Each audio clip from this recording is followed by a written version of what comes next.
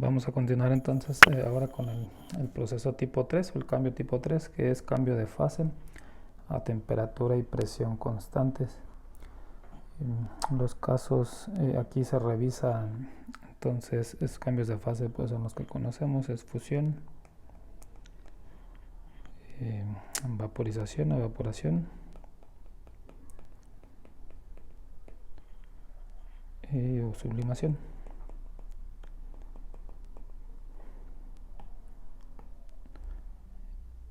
Los más comunes o los que vamos a estar viendo pues más en el curso pues es fusión y vaporización, y de esos dos, vaporización es el que vamos a revisar en más ejemplos. Entonces voy a empezar con este de fusión, es decir, queremos transformar un sólido a líquido,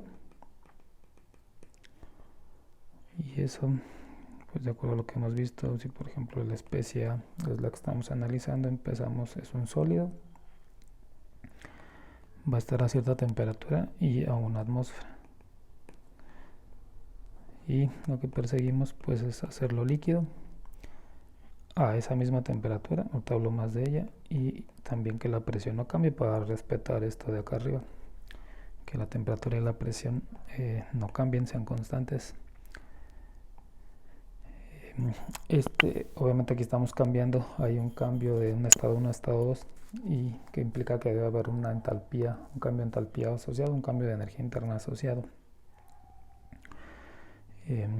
Ese valor es conocido, ahorita revisamos de dónde lo extraemos del libro, pero este cambio de entalpía, que le voy a llamar delta HM, este es un valor que es siempre conocido, pero nada más a esta TM y a esta presión. Esta TM es la temperatura normal de fusión, que también la vamos a encontrar en el libro. Y la premisa, de acuerdo al video donde veíamos construcción de rutas, es si tienes que hacer un cambio de fase, que en este caso pues es de sólido a líquido, mételo a la ruta, porque este valor de entalpía en este caso de fusión, es conocido siempre, pero bajo la restricción de que nada más esta temperatura y a esta presión. Esta delta HM entonces pues es común que se llame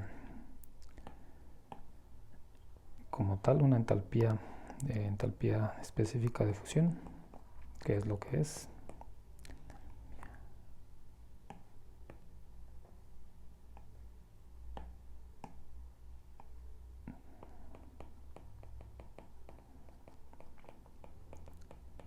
Ese sería su nombre, no, pues un nombre apropiado de acuerdo a lo que hemos estado viendo, pero es común que también se le llame calor de fusión, calor latente de fusión.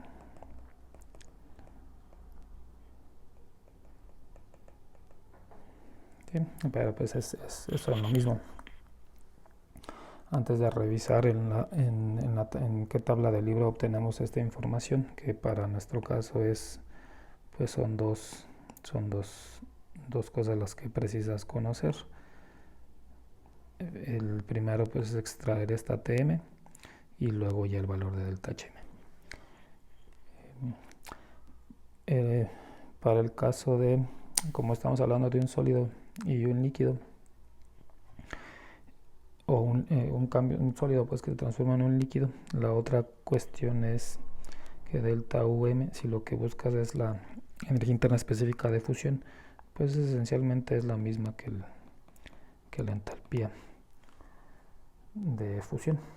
¿Sí? Entonces siempre podemos apelar a esto, y pues en realidad pues son el mismo valor, se usan de manera indistinta. ¿Qué pasa si el proceso es al revés? ¿Qué pasa si tenemos un líquido y queremos solidificarlo?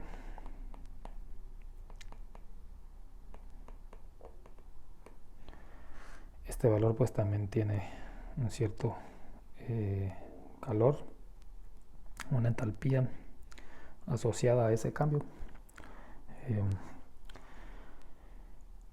Como ven, pues solo es el proceso inverso con respecto a lo anterior, es decir, lo único que es como si el de arriba, la reacción de arriba, pues o la flecha la cambiáramos de sentido, queremos ir de derecha a izquierda. Entonces, en realidad esa delta H es conocida, es ese mismo valor de delta HM de la reacción de arriba, nada más que es necesario multiplicarla por -1. ¿Sí? Entonces hay que multiplicarla aquí por -1. Si el proceso es al revés, si vamos de líquido a sólido. ¿Sí? Bueno, vamos a ver entonces dónde están esos valores.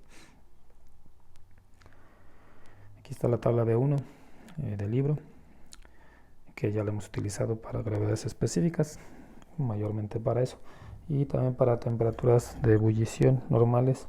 La que no he hablado mucho es la temperatura de fusión, pero también está aquí en la tabla. La temperatura normal de fusión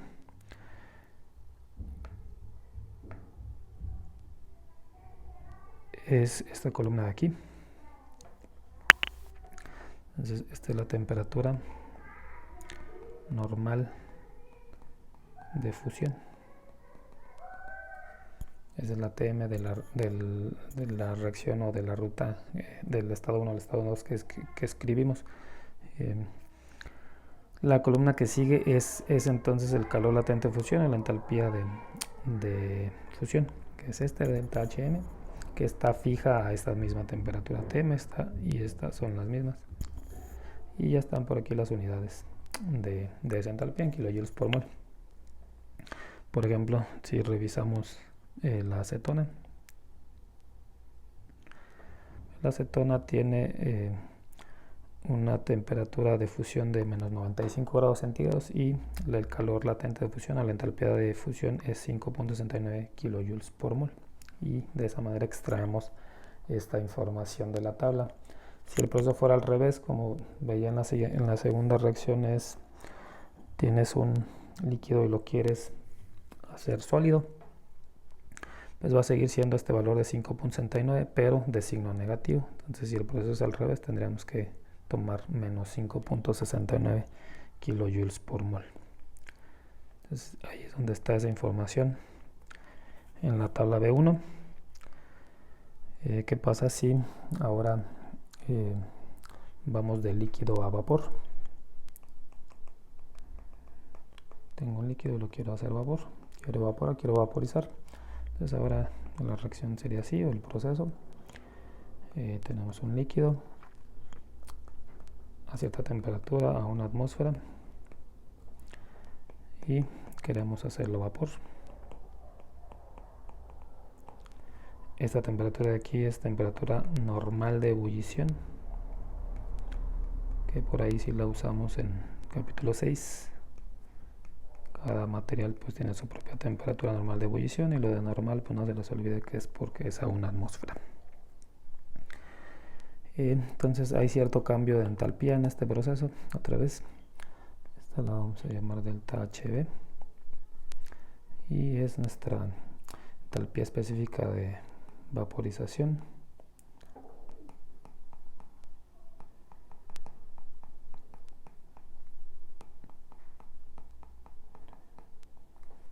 Pero también es común que se le llame calor latente de vaporización.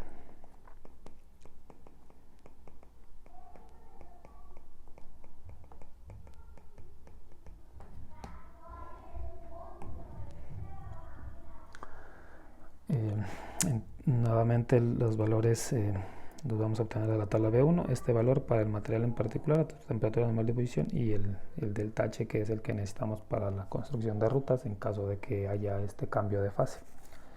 Y antes de pasarnos a la tabla, pues a veces requerimos delta U. Entonces delta U pues lo vamos a obtener de su definición, de la definición de entalpía. Entonces delta U